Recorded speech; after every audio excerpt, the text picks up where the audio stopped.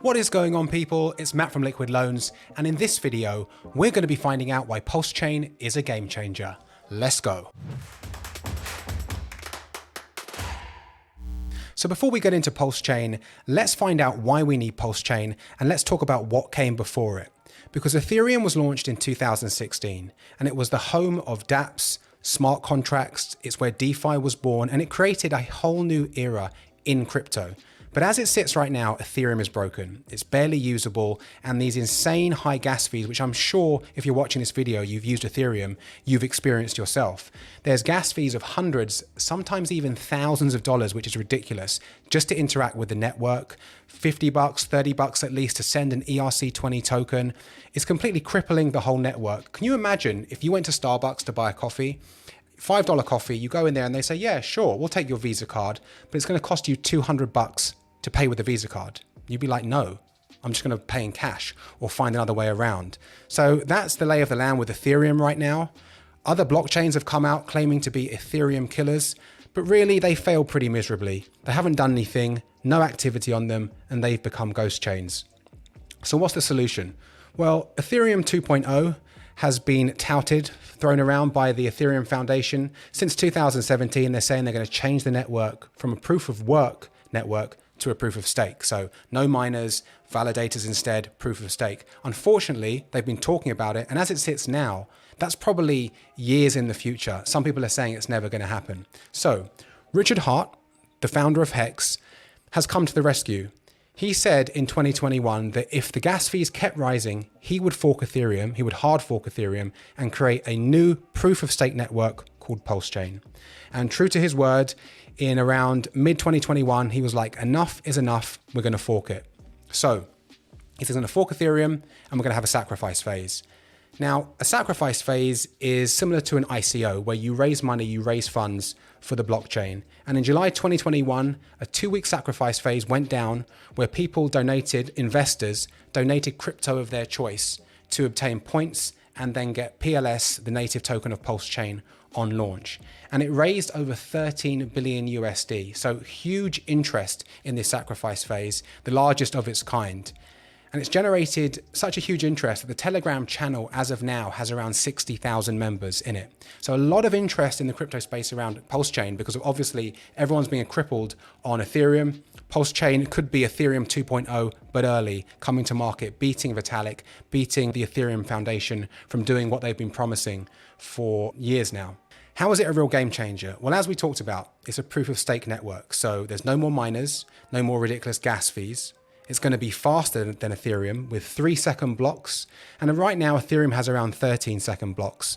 Another big positive is it's going to remove pollution because on a proof of work network like Ethereum and like Bitcoin, you need to secure the network with miners, and miners need to solve these complex algorithms by basically burning electricity, having these crazy hardware setups running 24/7. But on a proof of stake network, there's none of that. Another positive is PLS will be deflationary. So when Pulse launches, it's going to start with a much higher supply than Ethereum, like a lot higher.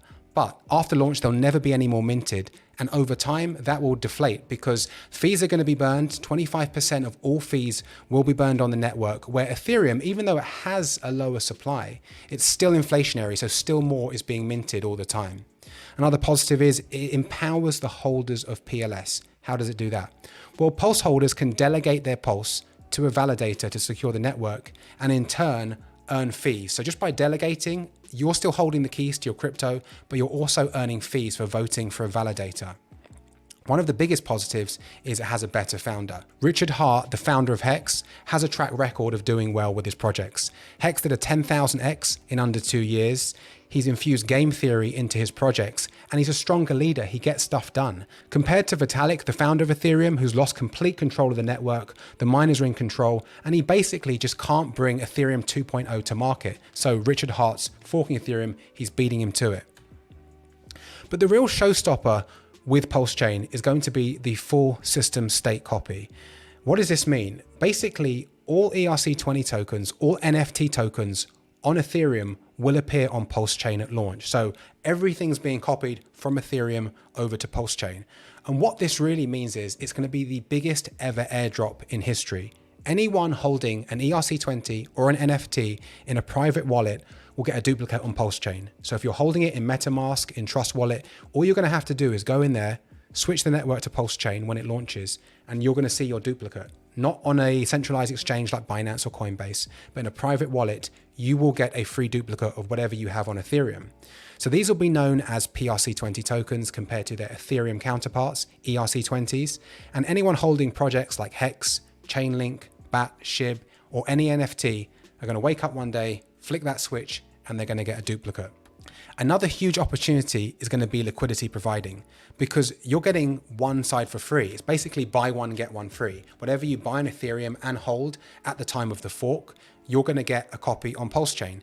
And getting one side for free, it's never been done before, because normally when you provide liquidity on a network, you need to provide both sides of the pair. For example, if you were going to provide Ethereum and Chainlink, maybe you'd put $1,000 worth of Ethereum and $1,000 worth of Chainlink, and then you'd earn fees. But here, you're holding one side that you've already bought, you get the other side for free. Straight away, you can provide liquidity and start earning money. So what about other smart contract blockchains? What have they done?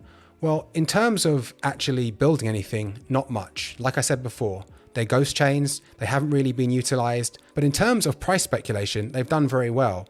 Projects like Cardano, Avalanche, Solana, Polkadot, Kusama, they've done from hundreds to even thousands of X in just a few years. So even though they're ghost chains, even though no one's really using them, people are still speculating on the price. So in terms of price action, what can we expect? Well, Pulse will launch from zero, but it's not going to stay like that for very long. As soon as the first transaction takes place on the network, due to the automatic market maker, we're going to get a price.